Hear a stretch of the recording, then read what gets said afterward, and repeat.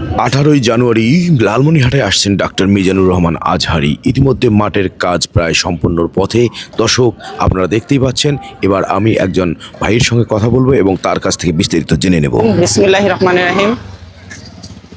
আমাদের এই সরাদ্দি মাঠে এই প্রথম বিভাগীয় প্রকৌশলী লালমনিরহাটের নেতৃত্বে ডিআরএম মহোদয়ের প্রজ্ঞাপন জারি করা হয়েছিল। এই মাঠ বরাদ্দ হিসেবে 10,000 টাকা মানি রিসিপ্ট সহকারে সংগ্রহ করা হয়েছে। মাঠ 18 তারিখে যে ডক্টর মোহাম্মদ মিজানুর রহমান সাহেব আসবে, সে ভাড়া বাবদ তারা 10,000 টাকা আমাদের কাছে জমা প্রদান করছে এবং তাদেরকে আমরা রসিদ প্রদান করা হয়েছে। এবং আমাদের যে মাঠের ক্যাপাসিটি, পাশাপাশি আমাদের মুক্ত মঞ্চ, সিপি স্কুল, অফিসার্স ক্লাব ব্যবহারের অনুমতি দেওয়া হয়েছে। এবং লালমনিরহাট জেলার মধ্যে সবচেয়ে ভালো এবং মানসম্মত ডেকোরেশন নজর আলী ডেকোরেটরের নিয়ন্ত্রণে আর কি প্যান্ডেলের কাজ, মহিলার আসন, মানে আনুষাঙ্গিক সাজসজ্জা সব কিছু নজর আলী ডেকোরেটরের মাধ্যমে হচ্ছে।